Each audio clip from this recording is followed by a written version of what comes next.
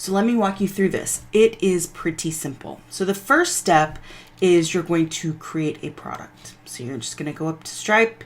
You're going to go through this process to add a product. And so you can actually have it charge tax. So what you do is change this to books. You can do a search, find book, and then you've got a couple of methods here. It's probably going to be digital book downloaded non-subscription with limited rights, because you're not transferring ownership of it to them. You're basically letting them read it on their e-reader. So go ahead and plug in the name of your product, your description, your image, and then if it's a one-off purchase, and then how much you're charging for that.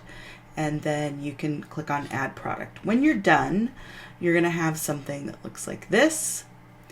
And you have what's called a product ID over here. Go ahead and copy that to your clipboard. Okay, the next thing you're going to do is you're going to create a payment link for that. So if you go to payment links and then click on new, it's going to ask you what it is. It's product or subscription, and then here's the payment page. So you're going to use this recent product that I just did. So it's $5.99. It's going to pop up here. This is what your customer is going to see when they purchase your book. Now, within your Stripe account, you can set up how you want them to pay. So in my particular account, I have full credit cards, plus I have the Cash App, plus I have Amazon Pay. So that's how I set my Stripe account up. Stripe is pretty universal. You have to go through some methods of, making sure that you're a legitimate business, but once you have all of that done, you should be good to go. You want to collect tax automatically. You want to collect your customers' addresses. You want to require customers to provide a phone number if you want to. You don't necessarily have to. You are going to get their email address just by nature of how Stripe works. You can also add custom fields. You can do promotion codes. You can have them put their payment information on file as an option. You can require that they accept your terms of service. There's all kinds of things. You want to be sure that it's pay as the form of payment, not book or donate. Although you can, this is another thing you can do. You can set up tipping or pay what you want or donations. But that's not what we're doing right now. So you're going to go ahead and create a link here. Now, once you've got the link, you've got a couple of, you can just copy the link here. You could create a buy button and you can embed that buy button onto your website. But you can see here, this is how I have it all set up.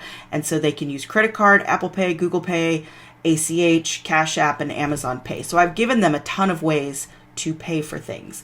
So then what I can do is I can create a button on my website and I can link directly to this Stripe, and then you'll see it comes right here and it's got everything set up and it gets your email address, and then I can choose how to pay. You can turn off bank accounts if you want to. You don't have to have any of these turned on, but this is your basics, right?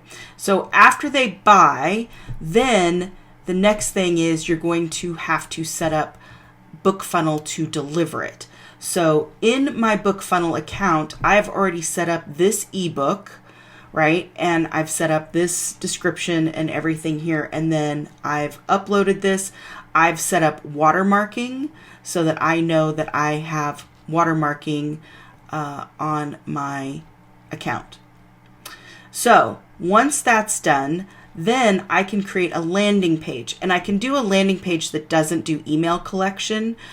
Because, you can do it with or without, because you've already got their email from this Stripe payment, so you can pass that email over. But the easiest way is to do it with a landing page. You just create a landing page in BookFunnel with no email collection, and then you just get this link right here.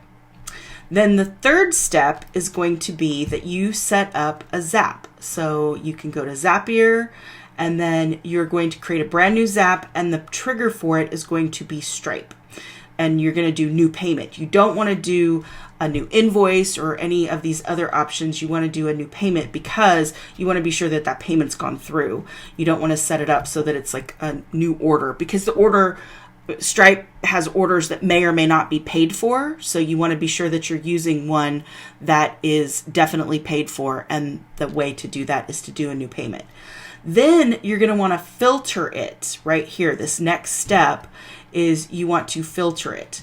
And you only want to do it if the product that you've got, you want to remember, you in this payment link, you've got or in this catalog, you've got the product ID that you created here. So this is this product ID. You want to filter it so that this product ID is equal to or exactly matches this product ID. So you want to do it just precisely for that. Let me just copy that one more time and pop it over here, and I'm going to paste that. So it'll only do this zap if it filters the condition so it exactly matches this. Then your action is going to be BookFunnel.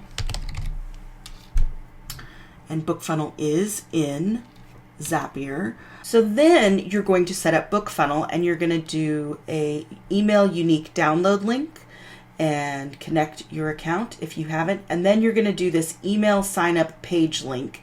And this is where you can use this email address from your landing pages. So I'm going to use 42. I'm going to copy that one, and I'm going to pop that in. And then here's the email address, and I'm just going to grab again that from Stripe. And then you can put in the first name, last name. This is where you're going to put a mail subject. If you want to override the default, you don't have to. You can go ahead and put in the subject and the header and the mail message if you want. And then you can click continue. And then it knows, because of that landing page, which book it's going to send to your reader. And that's it. It's a one-page zap. You can go in and name it here. So you want to rename this, and you can say, I'm going to name this issue 42, for example, because it's for Indie Author Magazine. And then once I've got that, I can publish it, and then you are ready to go.